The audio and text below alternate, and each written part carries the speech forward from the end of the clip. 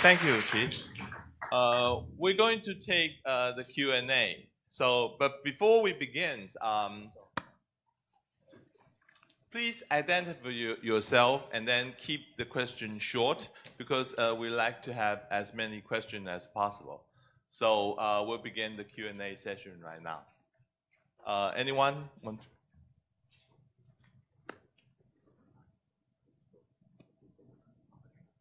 Hello, my name is Heather Hope.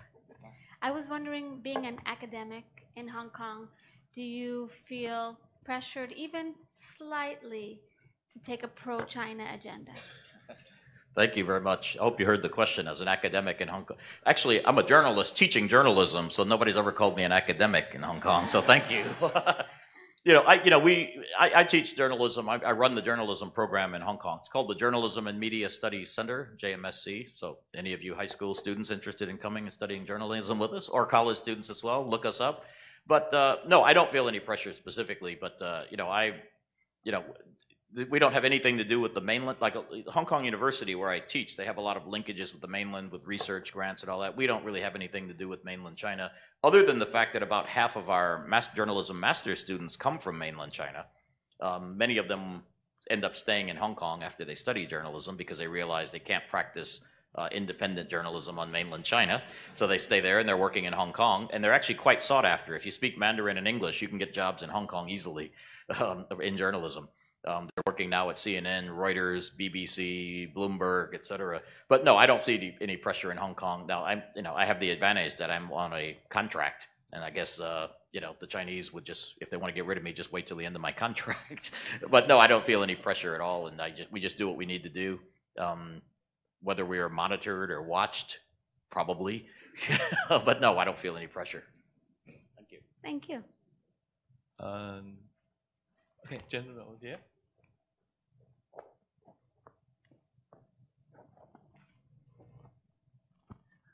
Oh, thank you for taking my question. My name is Yutai Jia Yutai. I have two questions. One is regarding somehow related to the first question. Although I don't know how long have you been in Hong Kong for your tenure at the Hong Kong University, I'd like to hear from you your opinion.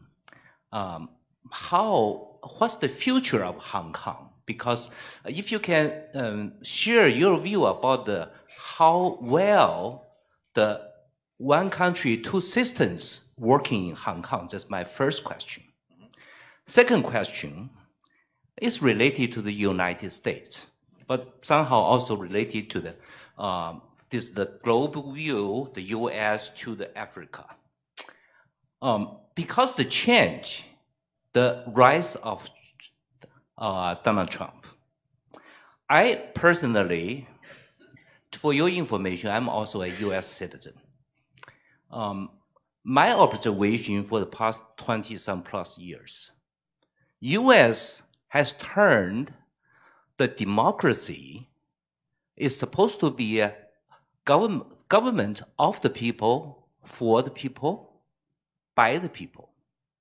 But in reality, sadly to say, you also briefly mentioned about the business. And from that perspective, somehow I feel the democracy turned from of the people, for the people, by the people, to of the rich, for the rich, by the rich. What do you think about that? Thank you. All right. Two good questions there. First, regarding Hong Kong, I should say I lived in Hong Kong. This is my second time in Hong Kong. I lived there first time from 1995 until 2000. So 5 years, 2.5 years before the handover under the British, and then 2.5 years afterwards. This is my second time in Hong Kong. I'm now in my third full-time year, although I lived there part-time in 2015, then came back again full-time in 2016. So I've seen it. I've been going back and forth to Hong Kong since the 1980s. Where do I see it going? Very recently, and particularly since the 2014 umbrella movement, the protest movement by students, I see China is increasingly trying to strangle Hong Kong's freedoms. I see young people in Hong Kong trying to fight back against that as much as they can, but I see China tightening the grip slowly and slowly, because I think China fears what happened in the umbrella movement could eventually filter over and impact the mainland, and I think they see that they need to crush that at all costs. So I do see there's a curtailing of a lot of the democratic freedoms, but it's slow. It's not something that's happening all at once. I think China and their supporters in Hong Kong believe that one country is more important than the two systems aspect of it. And they're really trying to impose the one country aspect through forcing patriotism, through trying to pass laws to say it's illegal to talk about independence, not to do anything, but even to talk about it. To propose laws to make it illegal to disrespect the Chinese anthem, the March of the Volunteers, or to try to put people in jail if they disrespect the Chinese flags. All of these things are all proposals that are being pushed on Hong Kong through to the legislature, haven't been passed yet, but all of these things are a way they're trying to impose a kind of a sense of patriotism on Hong Kong people, and particularly among young people who don't feel it. And a recent poll by my university, University of Hong Kong, this year, found that among young people, I think it was 26 and younger, something like 3/4 of them say they do not feel proud to be citizens of China. And that's dramatic. And I think that those kinds of numbers scare the mainland, and they don't know what to do about that. And this whole idea to me of the Greater Bay Area, where they're trying to connect Hong Kong economically into this region that will include Zhuhai, Guangdong, Macau, Shenzhen, that's all a way of trying to integrate Hong Kong more into mainland, and try to make it less of two systems and more of one country. In terms of the United States, I mean, I agree. Look, the U.S. has gone through a lot of ups and downs. I think, and they're in a down period right now as far as I see. But I think, look, there's going to be the great thing about America and the great thing about democracies is we can have these mid-course corrections when things start going wrong. And I remember during the George W. Bush years, I mean, the U.S. was widely hated around the world because of the invasion of Iraq and other things, pulling back on climate change. But then I remember the euphoria around the world after Obama was elected. So I have no doubt that the U.S. image around the world is down now and democracy is under challenge. But, again, we have an election coming up in about 6 weeks, and I think you're going to see a mid-course correction happening there. The structural problems are there. The checks and balances aren't necessarily working, I think, the way the founders intended. I think there's way too much money into politics now. But again, I think the pendulum is on the right now, and I see the pendulum swinging back to the left again. So I'm more of an optimist. But let me follow up on the midterm election thing. There are some people saying that it's bound that not both the Senate and the representative, but at least representative will go over to the Democrat side. But my question is, there seem to be no indication that the U.S. is doing badly in terms of economy. Mm-hmm. They still have 4% of growth. Compared with the other developed countries, mm-hmm. is very good. Yeah. The stock market is on the all-time high. I know this is something sounds like Donald Trump, but still, the people in the United States seem to feel that all those trade talks or all those trade conflicts seem to be that Trump is fighting for their own interests. How do you say to that? Yeah, this is one of the strangest election cycles that I've been involved in. And, I had a small part in covering the 2008 elections. I've been following politics pretty much all my life. Usually when the economy is going well, the guy in the White House gets the credit. This is the first time I've ever seen it where the economy is just humming along. The stock market's high. The economy is going about 4% a year in terms of growth. But the guy in the White House is still mired at around 38 to 40%, I would say unpopularity, not popularity at that point. So I think it's because his outsized personality just really turns people off so much that he's not getting any credit for the economy doing well. I think that's the main thing. There's a disconnect. People just don't like him personally. They don't think he's acting as a president should act. So he's not getting the credit that the Republicans should get. And there's one other thing I think that we should say as well, which is a real key in this. I think that even though the economy's been growing at about 4% a year now, 4% a quarter, the stock market, as you said, is booming.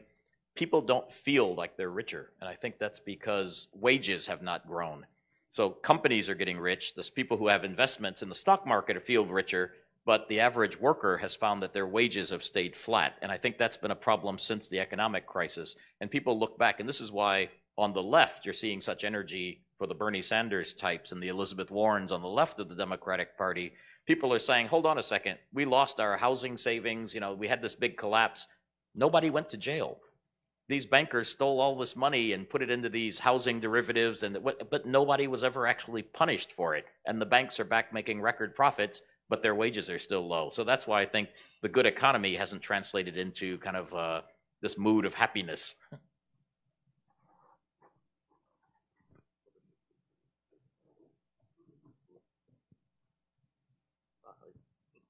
Like,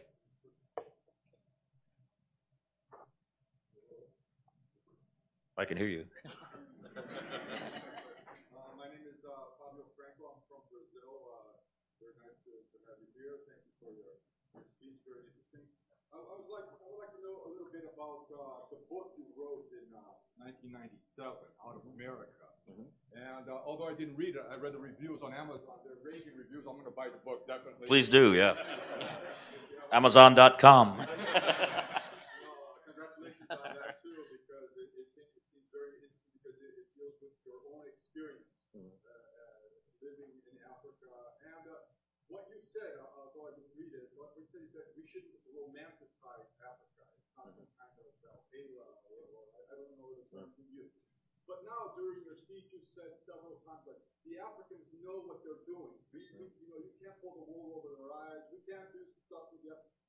You see an evolution in your own thought in relationship to what you had before, in relationship to Africa. And do you see hope for the African continent? Are you hopeful for the development of the African? Great question. And yes, I do see some signs of hope there. It's been 20 years, you know, since the book came out, really. And since I was there, a lot more countries than before are having elections. And not all of those elections are fair. Not all of them are actually what we would call free elections, but at least even some of the strongmen in power, like Museveni in Uganda, et cetera, at least feel the need to go through an exercise every few years to re-legitimize their rule there. You can no longer get by just declaring yourself president for life. Maybe they should take some lessons from that out here in this part of the world. But yeah, so I do see some hope there. You know, the general theme of the book was simply that if you're a black man and you were born in America, I think you still have more rights and privileges than you pretty much would have anywhere else in the world. And I think that's still true today. I mean, by by example, the fact that we elected a guy named Barack Obama, you know, as president in our country, I don't see that happening in a lot of other places. There's a record number of African Americans who are on the ballot for a Senate and governor running now in this midterm. So I'm really excited to see what happens out of Florida and Georgia and places that have never elected African Americans statewide. So I think in general that part of the book, that premise of the book is the same. But yeah, I do think that there has been some progress, and part of it is due to this Chinese investments that's going on. A lot of the underdevelopment that I saw in Africa, and way underdevelopment, was simply being changed now because Africa is getting all of this largesse from China. Now the question is, you know, are they going into too much debt? Does China have ulterior motives as well? But as I said, this infrastructure, these roads, these pipelines, these dams that are being built across Africa, this is something that the West never did, and these are things that can't be picked up and moved. You know, so the Africans will be benefiting from these high-speed rails and these dams. They'll be benefiting from that for years. So there is progress going on there. There's still a lot of problems. I mean, it's a lot of the world's conflicts are still based in that, you know, part of the world. There's still a lot of ethnic problems, et cetera, you know, from Nigeria straight across the continent. You know, even at Kenya, you know, which is one of the more stable places, you still see at election time how violent it can get. But no, I am more hopeful than I was then. But it's still a continent that's got a lot of problems.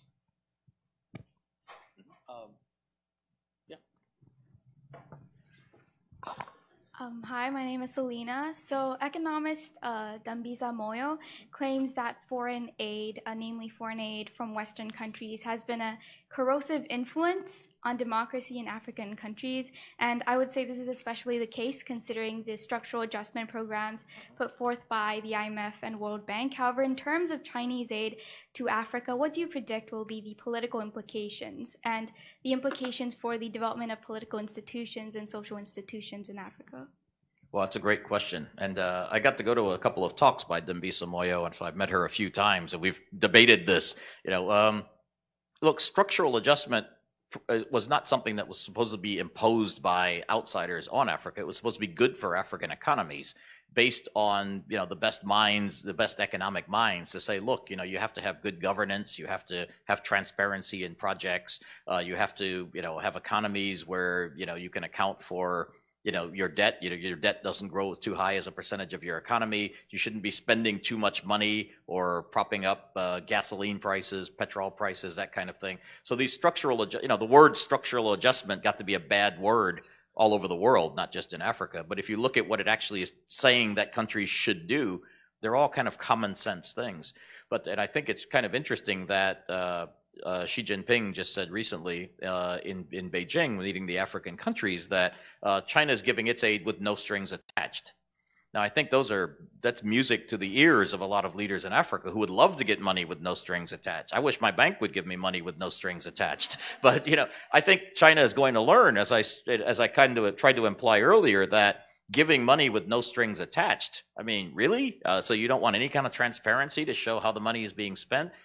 Just with this Kenya-Mombasa Railroad, I just saw several officials were just arrested for corruption on the Kenyan side, and we're seeing that more and more. But when you start giving money with no strings attached, it makes it awfully hard to trace where that money is going. So at some point, I would not be surprised to see China backtracking on that and wanting to actually make sure that some of this money is being spent in proper ways. The other thing is, China has a habit of going in and just dealing with the government at the moment and saying we don't get involved in the internal affairs of countries. But if you're not paying attention to the internal affairs of countries, if you're just going and loaning money to the guy who happens to be in charge at the time, well, if that guy is not there anymore, or if you're ignoring a popular push for democracy in some countries, you could end up in a situation where the guy you negotiated the deal with is gone, and the people who come in later say, well, we're not going to pay back that loan because we had nothing to do with that project. Or how do we know that money didn't end up in a Swiss bank account, as has happened? I mean, so again, I mean, it's a real good question as to whether now China is going to be replacing the U.S. as the one that just kind of gives money out to African countries and disrupts the democratic transition or the democratic development that should be happening there. That's one of the big dangers I see now by the U.S., the IMF, the World Bank, the Europeans to some degree about a decade or two ago started saying we're no longer going to give money with no strings attached. We're going to push for things like good governance and a shift to democracy. But now China is kind of stepping in and saying, okay, we'll give you money with no strings attached. So I think that's the real danger for the future. I hope that answered your question there. The gentleman in the back. Hello, my name is Brett Hinch. I'm a professor of history at a university here in Taiwan. I'm going to ask you the question that you want someone to ask. Who is anonymous? Who wrote the anonymous editorial? Who wrote the anonymous editorial in the New York Times? If anyone knows this, the Washington Post knows. And also, I heard it was Melania, but I'm not sure. Also, President Trump is now an unindicted co-conspirator. Do you think that he will eventually end up in prison? Well, one thing I've learned as a journalist is never to predict what's going to happen. Look, I think the problem with the anonymous thing is, all these cabinet ministers and everybody, they've all been lining up to say they weren't anonymous. The problem in Washington is it could be one of 100 people because, what the anonymous guy, are you familiar with this New York Times op-ed where this guy wrote that he's a member of the administration, but he works kind of to undermine Trump's worst instincts or worst impulses from within? We know that's been happening.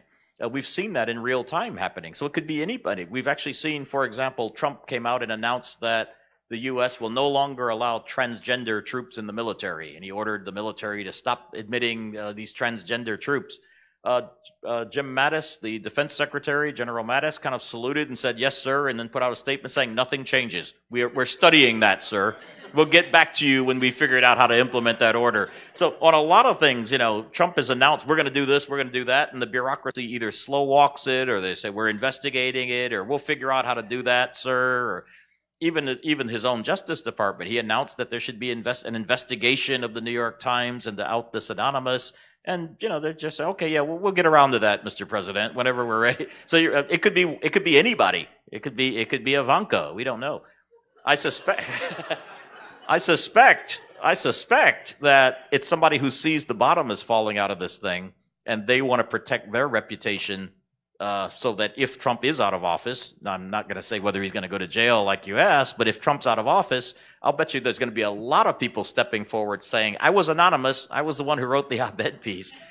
But yeah, no, look, I mean, he was named as this unindicted co-conspirator in the Michael Cohen case. I mean, whether, you can't predict what Robert Mueller is going to come up with, but I would suspect that the biggest problems that President Trump will have will not be from the federal probe, because you can't indict a president, et cetera, but all these state attorneys general are also investigating the Trump Foundation taxes. It's investigating whether this charity was actually bogus. You still got Trump University cases around. So you've got, we still haven't seen his tax returns. I'm sure Robert Mueller's seen his tax returns.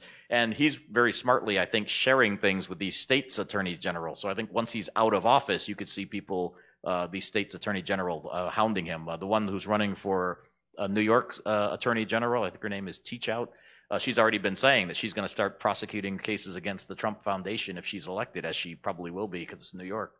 So yeah, so I think he's got a lot of problems legally ahead of him. But let me follow up on that. How likely is it Trump is going to be impeached? That's one. How likely is it people talk about 25th Amendment, that removing Trump out of insanity or something like that before he ends his term?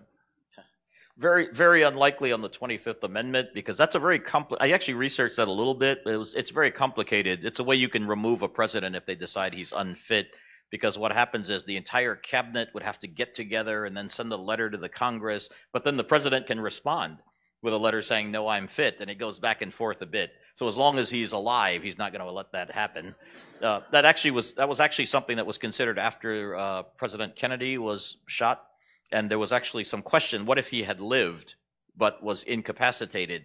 You'd have to have a mechanism to say that the president can no longer function. And so literally it's in a case where the president is brain dead and can't send a letter back responding to this request to remove him. So I don't think that can happen.